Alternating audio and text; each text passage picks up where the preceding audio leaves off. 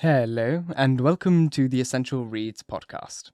My name is Isaac, and my goal is to bring to you a bunch of classic audiobooks in an easy and accessible way. Let's get started. Dracula by Bram Stoker. Chapter 6. Mina Murray's Journal. 24 July. Whitby. Lucy met me at the station, looking sweeter and lovelier than ever, and we drove up to the house out of the crescent in which they have rooms. This is a lovely place. The little river, the Esk, runs through a deep valley which broadens out as it comes near the harbour. A great viaduct runs across, with high piers, through which the view seems somehow farther away than it really is. The valley is beautifully green, and is so steep that when you are on the high land on either side, you look right across it, unless you are near enough to see down. The houses of the old town, the side away from us, are all red-roofed, and seem piled up one over the other anyhow, like the pictures we see of Nuremberg. Right over the town is the ruin of Whitby Abbey, which was sacked by the Danes, and which is the scene of part of Marmion where the girl is built up in the wall. It is a most noble ruin, of immense size, and full of beautiful, romantic bits. There is a legend that a white lady is seen at one of the windows. Between it and the town there is another church, the parish one, round which is a big graveyard, all full of tombstones. This is, to my mind, the nicest spot in Whitby, for it lies right over the town and has a full view of the harbour, and all up the bay, where the headland called Kettleness stretches out into the sea. It descends so steeply over the harbour that part of the bank has fallen away, and some of the graves have been destroyed. In one place, part of the stonework of the graves stretches out over the sandy pathway below. There are walks with seats beside them through the churchyard, and people go and sit there all day long, looking at the beautiful view and enjoying the breeze. I shall come and sit here very often myself, and work. Indeed, I am writing now with my book on my knee, and listening to the talk of 3 old men who are sitting beside me. They seem to do nothing all day but sit up here and talk. The harbour lies below me, with, on the far side, one long granite wall stretching out into the sea, with a curve outwards at the end of it, in the middle of which is a lighthouse. A heavy sea wall runs along the outside of it. On the near side, the sea wall makes an elbow, crooked inversely, and its end too has a lighthouse. Between the 2 piers there is a narrow opening into the harbour, which then suddenly widens. It is nice at high tide, but when the tide is out, it shoals away to nothing, and there is merely a stream of the Esk running between the banks of sand, with rocks here and there. Outside the harbour, on this side, there rises for about half a mile a green reef, the sharp edge of which runs straight out from behind the south lighthouse. At the end of it is a buoy with a bell, which swings in bad weather and sends in a mournful sound on the wind. They have a legend here that when a ship is lost, bells are heard all out at sea. I must ask the old man about this. He is coming this way. He's a funny old man. He must be awfully old, for his face is all gnarled and twisted like the bark of a tree. He tells me that he is nearly 100, and that he was a sailor in the Greenland fishing fleet when Waterloo was fought. He is, I am afraid, a very sceptical person, for when I asked him about the bells at sea and the white lady at the abbey, he said very brusquely, "I wouldn't flash a measle about them, miss. Them things be all wore out. Mind, I don't say that there never was, but I do say that there wasn't in my time. They be all very well for comers and tripping and like, but not for a nice young lady like you. Them fleet folk from York and Leeds that be always eating cured herrings and drinking tea and looking out to buy cheap jet would creed aught. I wonder myself who'd bother telling lies to 'em, even the newspaper, which is full of fool's talk." I thought he would be a good person to learn interesting things from, so I asked him if he would mind telling me something about whale fishing in the old days. He was just setting himself to begin when the clock struck 6, whereupon he laboured to get up and said, "I must gang ageenward home now, miss. My granddaughter doesn't like to be kept waiting when the tea's ready, for it takes time to crumble above the grease, for there be a many of 'em. And miss, I lack belly timber, sailing by the clock. He hobbled away. I could see him hurrying, as well as he could, down the steps. The steps are a great feature of the place. They lead from the town up to the church. There are hundreds of them. I do not know how many. And they wind up in a delicate curve. The slope is so gentle that a horse could easily walk up and down them. I think they originally must have had something to do with the abbey. I shall go home too. Lucy went out, visiting with her mother. They were only duty calls. I did not go. They'll be home by this. 1st August. I came up here an hour ago with Lucy, and we had the most interesting talk with my old friend and the 2 others who always come and join him. He is evidently the Sir Oracle of them, and should think must have been in his time a most dictatorial person. He will not admit anything, but downfaces everybody. If he can't out-argue them, he bullies them, and then takes their silence for agreement with his views. Lucy was looking sweetly pretty in her white lawn frock. She's got a beautiful colour since she has been here. I noticed that the old men did not lose any time in coming up and sitting near her when we sat down. She is so sweet with old people. I think they all fell in love with her on the spot. Even my old man succumbed, and did not contradict her, but gave me double instead. I got him on the subject of the legends, and he went off at once into a sort of sermon. I must try to remember it all, and put it down. It be all fool talk, lock and stock and barrel. That's what it be, and naught else. These bands and wafts, and boar ghosts and bar guests and bogles, and all enter them, is only fit to set bairns and dizzy women a-blindering. They be naught but air-blibs. Them, and all grims and signs and warnings, be invented by persons like ilsome book bodies, and railway trouters to skeer and scunner laughlin, and to get folks to do something that they don't other incline to. It makes me for to think 'em. Why, it's them that, not content with printing lies on paper and preaching 'em out of pulpits, does want to be cutting 'em on the tombstone. All of them stains, holding up their heads as well as they can get out their pride, is a cant simply tumbling down with the weight of lies wrote on 'em. Here lies the body, or sacred to the memory, wrote on all of 'em, and yet nigh enough of them there bean't no bodies at all, and the memories of 'em bean't cared a pinch of snuff about, much less sacred. Lies, all of them, nothing but lies, of one kind or another. My gog, it'll be a square scoundrelment at the day of judgment when they come tumbling up here in their death sarks, all drooped together and trying to drag their tombstones with 'em to prove how good they was. Some of them trembling and dithering with their hands dozzed in a slippy from lying in the sea. They can't even keep their grip on 'em. I could see from the fellow's self-satisfied air that the way which he looked round for the approval of his cronies, that he was showing off. So I put in a word to keep him going. "Oh, Mr. Swales, you can't be serious. Surely these tombstones are not all wrong?" "Yablins! There may be a poor few not wrong, saving where they make out for the people too good. For there be folk that do think a bamboo be like the sea, if only it be their own. The whole thing be only lies. Now look you here. You come here, a stranger. Now, and you see this Kirk Garth?" I nodded, for I thought it better to assent, though I did not quite understand his dialect. I knew it had something to do with the church. He went on. "And you conceit that all these stones be about folk that be apt here? Sodden snog?" I assented again. "Then that be just where the lie comes in. Why, there be scores of these lay-beds that be tomb as dumb back a box on Friday night." He nudged one of his companions, and they all laughed. And my gog, how could they be otherwise? Look at that one, the aft-test aft-bath, the beer bank. Read it. I went over and read. Edward Spencelagh, Master Mariner, murdered by pirates off the coast of Andres, April 1854, at 30. When I came back, Mr. Swales went on. "Who brought him home? I wonder who happened here. Murdered off the coast of Andres, and you constated his body lay under?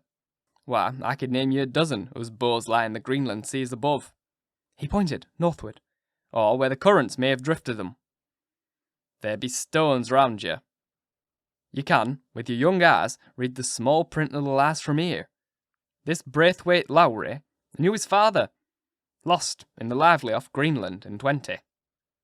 Or Andrew Wodehouse, drowned in the same seas in 1777. Or John Praxton, drowned off Cape Farewell a year later. Or old John Rowlands, whose grandfather sailed with me, drowned in the Gulf of Finland in 50. Do you think that all these men will have make rush to Whitby when the trumpet sounds? I've me anthems about it. I tell you that when they got here, they'd be jommelling and jostling one another. That way, it'd be like a fight up on the ice in the old days. When we'd be at one another, from daylight to dark, and trying to tie up our cuts by the light of the aurora borealis. This was evidently a local pleasantry, for the old man cackled over it, and his cronies joined in with gusto. But, I said, surely you are not quite correct, for you start on the assumption that all the poor people, all their spirits, will have to take up their tombstones with them on the Day of Judgment. Do you think that that will be really necessary? Well, what else there be tombstones for? Answer me that, miss.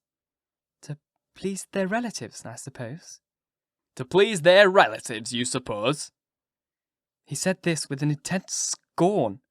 How will it please their relatives to know that lies is wrote over them, and that everybody in their place knows that they be lies? He pointed to a stone at our feet, which had been laid down as a slab, on which the seat was rested, close to the edge of the cliff. Read the lines on that thruftstone, he said. The letters were upside down from me where I sat, but Lucy was more opposite to them, so she leant over and read. Sacred to the memory of George Kennan, who died in the hope of glorious resurrection on July 29, 1873, falling from the rocks at Kettle Ness. This tomb is erected by his sorrowing mother to her dearly beloved son. He was the only son of his mother, and she was a widow. Really, Mr. Swalls, I don't see anything funny in that. She spoke her comment very gravely, and somewhat severely. You don't see how funny. But that's 'cause you don't know the sorrowing mother was an hellcat that hated him, because he was a crude, a regular lammeter he was. And he hated her, so he committed suicide in order that she mightn't get an insurance she put on his life. He blew nigh the top of his head off with an old musket that they had for scaring the crows with. 'Tweren't for the crows, then for brought the clegs down for the drops of him. That's the way he fell off the rocks. And, as to hope for glorious resurrection, I've often heard him say myself that he hoped to go to hell, for his mother was so pious she'd be sure to go to heaven, and he didn't want to addle where she was. Now, isn't that stone at any rate? He hammered it with his stick as he spoke. A pack of lies, and won't it make Gabrielle Keckle when Geordie comes a panting up the gaze with a tombstone balanced on his hump and asks it to be took as evidence? I did not know what to say, but Lucy turned the conversation as she said, rising up, Oh, why did you tell us all of this? It's my favourite seat. I cannot leave it, and now I know I must go sitting on the grave of a suicide. That won't harm you, my pretty, and it may make poor Geordie gladsome to have some trim lass sitting on his lap. That won't hurt you. Why, I've sat here on and off for nigh 20 years past, and hasn't done me no harm. Don't you fash about him as he lies under you, or that doesn't lie there either. It'd be time for you to be getting scared when you see tombstones all run away with, and the place as bare as stubble field. There's the clock, and must gang. My service to you, ladies. And he hobbled off. Lucy and I sat a while.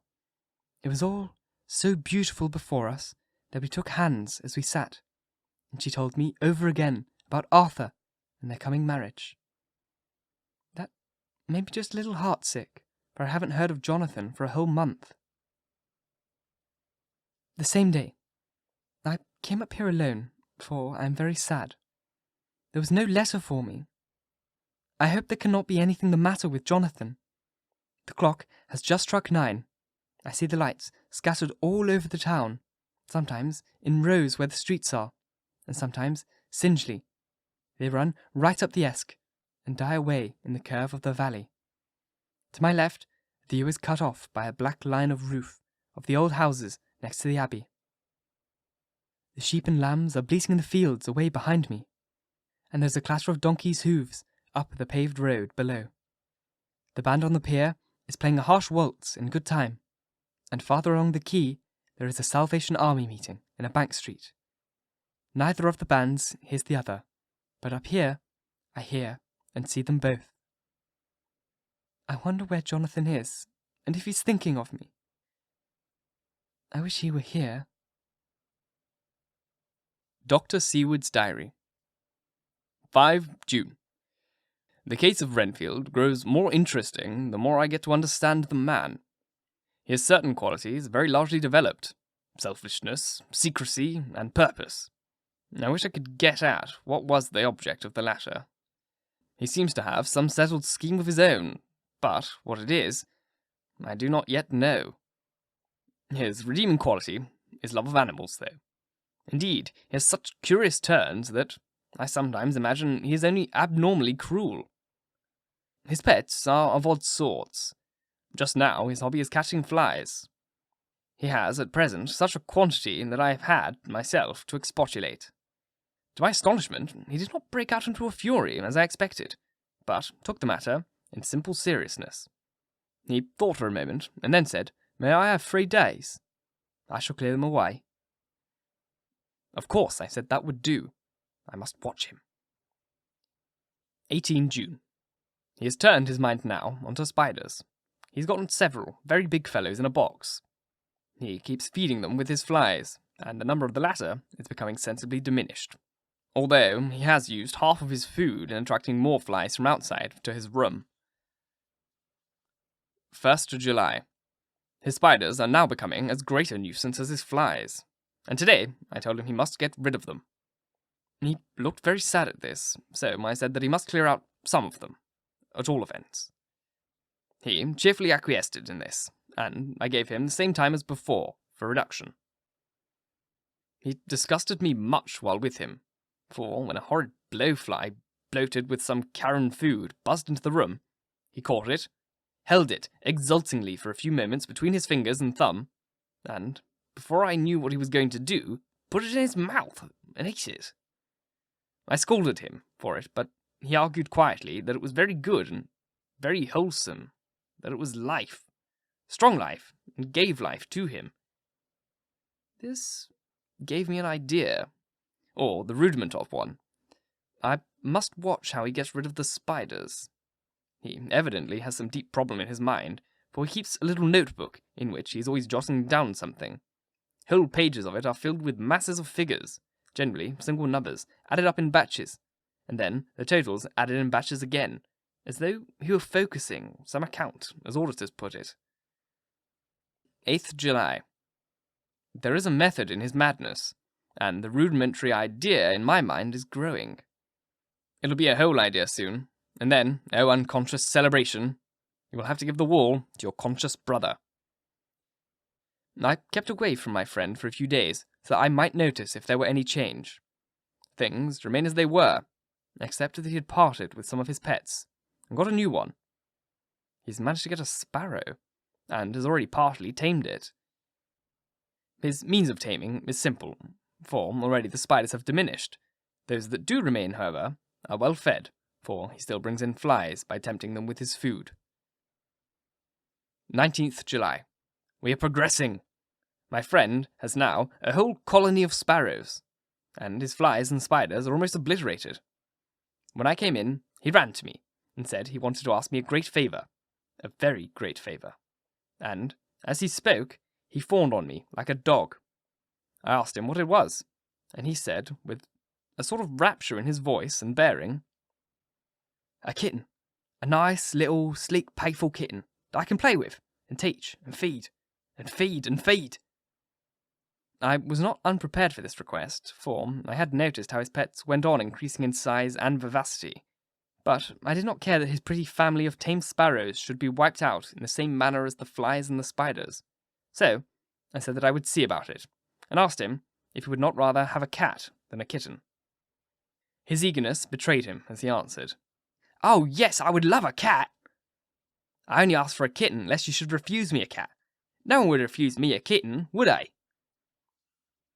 I shook my head, and said at present I feared that it would not be possible, but that I would see about it. His face fell, and I could see a warning and danger in it, for there was a sudden, fierce, sidelong look, which meant killing. The man is an undeveloped homicidal maniac. I shall test him with his present craving, and see how it will work out, and then I shall know more. 10 p.m. I visited him again, and found him sitting in a corner, brooding. When I came in, he threw himself on his knees before me and implored me to let him have a cat, that his salvation depended upon it. I was firm, however, and told him that he could not have it, whereupon he went, without a word, and sat down, gnawing his fingers in the corner where I had found him. I shall see him in the morning, early. 20th July. I visited Renfield very early, before the attendant went in his rounds. Found him up and humming a tune. He was spreading out his sugar, which he had saved in the window, and was, manifestly, beginning his fly-catching again, and beginning it cheerfully, and with a good grace. I looked around for his birds, and did not see them. I asked him where they were. He replied, without turning round, they had all flown away.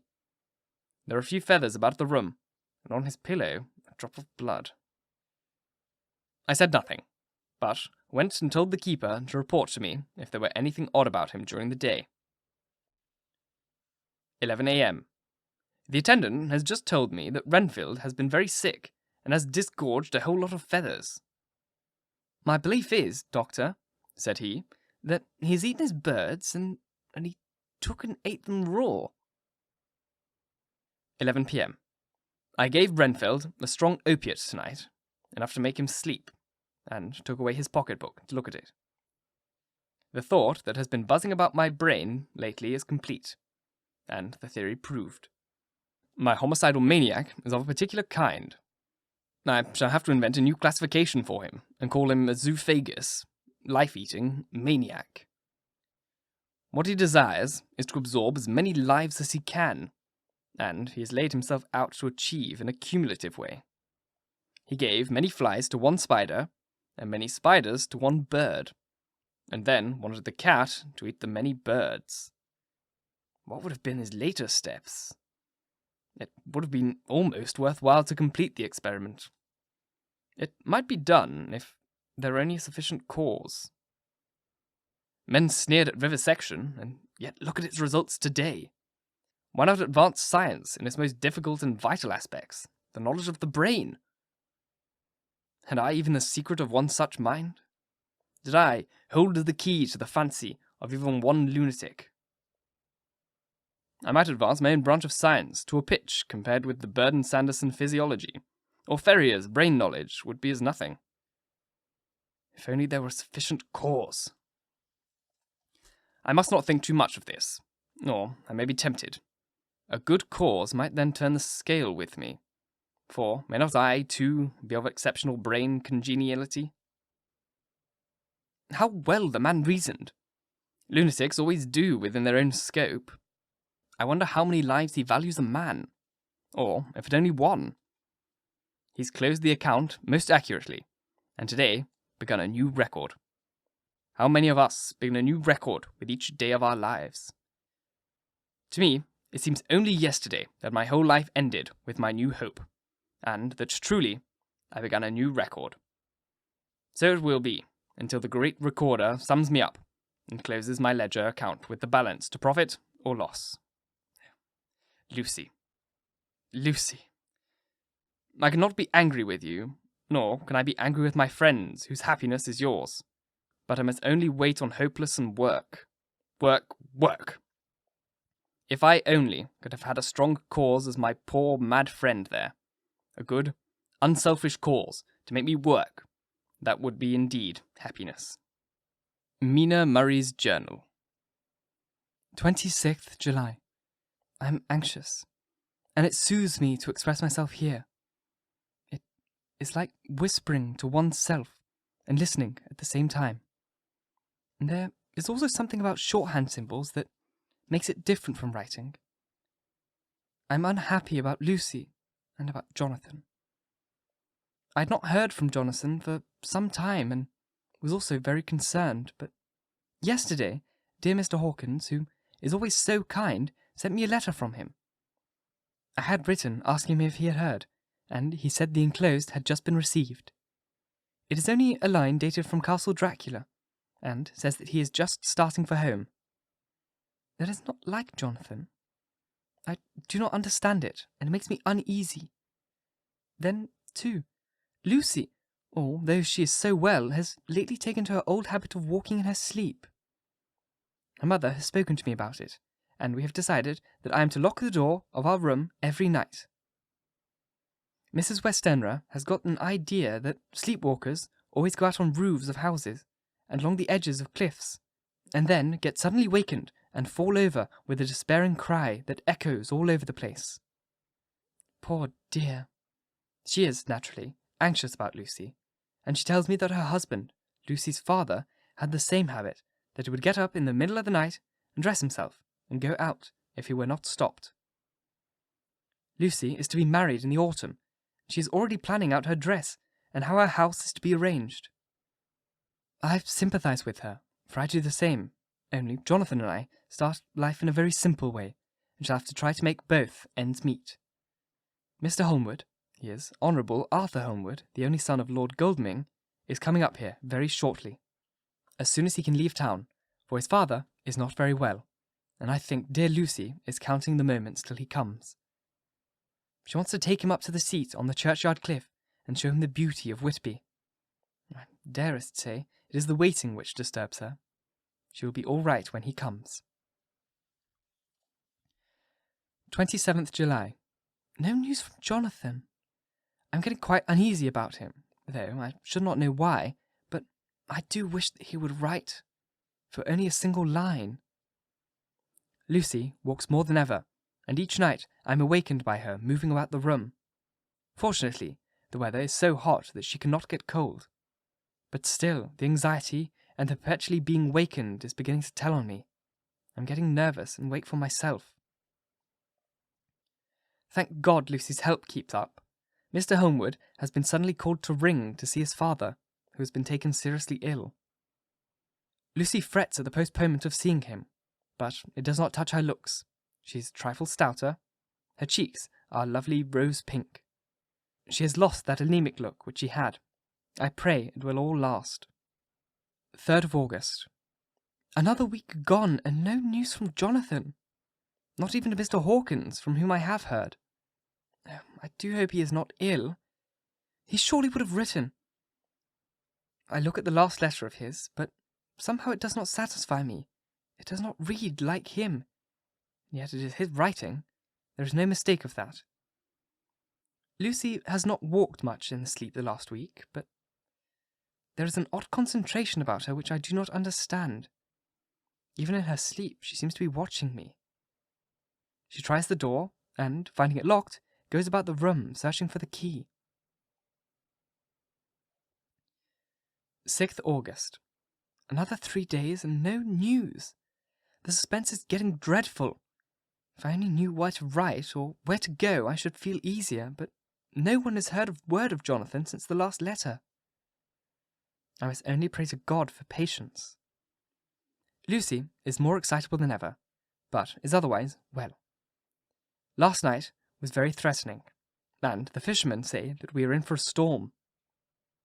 I must try to watch it and learn the weather signs. Today is a grey day, and the sun, as I write, is hidden in thick clouds high over Kettleness. Everything is grey, except the green grass, which seems like emerald amongst it. Grey earthy rock, grey clouds tinged with sunblurt at the far edge, hang over the grey sea, into which the sand points stretch like grey fingers. The sea is tumbling in over the shallow and sandy flats with a roar, muffled in the sea mists drifting inland. The horizon is lost in a grey mist. All is vastness. The clouds are piled up like giant rocks, and there is a brool over the sea that sounds like a strange presage of doom.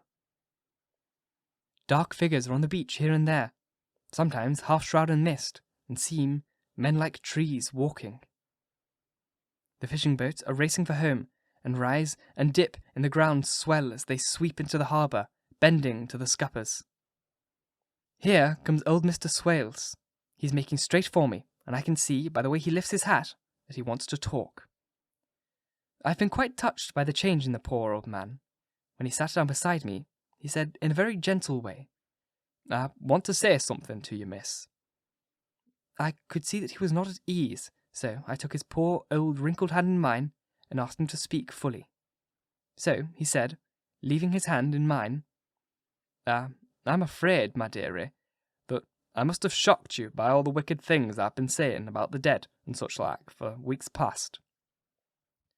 But I didn't mean them, and I want you to remember that when I've gone.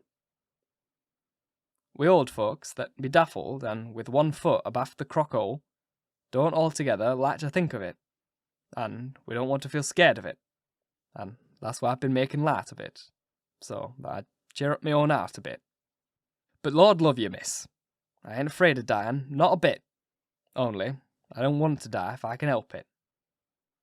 My time must be nigh at hand now, for I be old, and 100 years is too much for any man to expect, and I'm so nigh that the old man is already whetting his scythe. You see, I can't get out of the old habit of caffin about it all at once. The chaffs will wag as they used to. Some day soon, the angel of death will sound his trumpet for me. But don't ye dole and greet, my dear Ray." For he saw I was crying. "If he should come this very night, I do not refuse to answer his call. For life be, after all, only a waiting for something else than what we're doing, and death be all that we can rightly depend on. But I'm content, for it's coming to me, my dear, and coming quick. It may be coming while we be looking and wondering. Maybe it's in that wind out over the sea that's bringing with it loss and wreck, and sore distress and sad hearts. Look! Look!" he cried suddenly. "There's something in that wind, and that host beyond that sounds, and looks and tastes, and smells of death. It's in the air. I feel it coming. Lord, make me answer cheerful when my call comes."